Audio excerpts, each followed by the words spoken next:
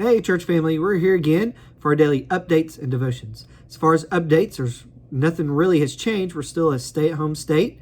We're supposed to only be getting out to conduct essential activities, to go to essential businesses like grocery stores and those type things.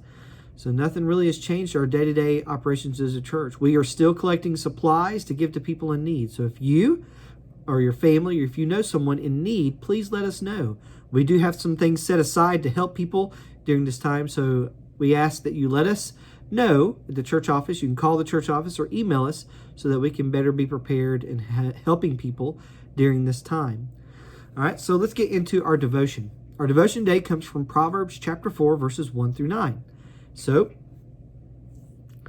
let's get in there and read that. Proverbs chapter 4, beginning in verse 1, it says, "Listen, sons, to a father's discipline, and pay attention to that, so that you may gain understanding. For I am giving you good instruction. Don't abandon my teaching. While I was a son with my father, tender and precious to my mother, he taught me and said, your heart must hold onto my words. Keep my commands and live. Get wisdom. Get understanding.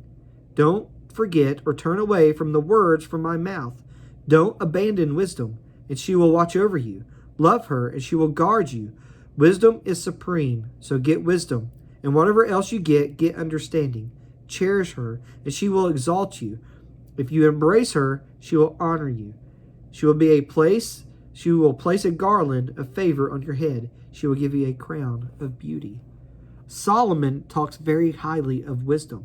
But what we're going to look at today is why Solomon loved wisdom so much. If you remember, God told Solomon, ask anything that you would like, and I'll give it to you. Solomon, of all the things he could have picked wisdom. I'm thinking, why would Solomon pick wisdom? Of all the things he could pick, why wisdom? Then I started remembering, David was his father. And we see here in Proverbs 4 that David played a very important role in Solomon's life and why he chose wisdom. Here he says, when I was a son with my father. So when Solomon was growing up, David spoke to him about wisdom. Now, why would David be telling Solomon to be wise? Well, if you remember the story of David, he had times in life where he was really wise and God was doing incredible things in life. Then he had a moment in his life where he abandoned wisdom and his life fell apart. And so David is passing on to his son, get wisdom. And so what does Solomon ask from the Lord? He asked for wisdom. So Solomon was taught by David to passionately pursue wisdom.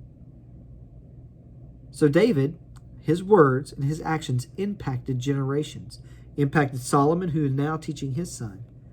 So our kind of, reflective questions here today is, what are you teaching others with your words?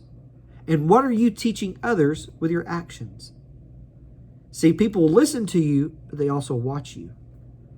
So you can be mindful of that. How are you impacting the next generation?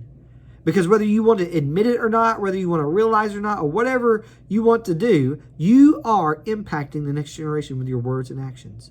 People are watching you. Our children are watching you. You may say, well, I don't have children living with me. I don't have children at home. Guess what? They're still watching you. They're still looking and observing and gaining information and wisdom. So how are you impacting the next generation with your words and with your actions? Because you could be impacting generations to come. You may be impacting your great-great-grandkids in ways that you can't imagine.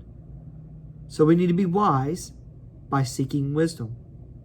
So let's apply that to our faith. As we have said before, we made this connection here, our wisdom ultimately is fully given to us in Jesus. And so I think if you sum this up in light of who Jesus is and Jesus being our wisdom, is that just like we passionately pursue wisdom, we need to passionately pursue Jesus. We need to walk with Jesus. We need to hide his words in our hearts. Just like here when David says, hide this in your heart. Put this in your heart. Keep my commands. We need to put Jesus in our heart. We need to put his word in our heart. We need to live out his commands. We need to follow Jesus, trust Jesus, worship Jesus, live for Jesus in all that we do. That's how you find wisdom in life. You find it in Jesus. And that's what you should be passing on to the next generation, a passion for Jesus. I hope you have a great evening and a wonderful week, and I look forward to talking to you tomorrow.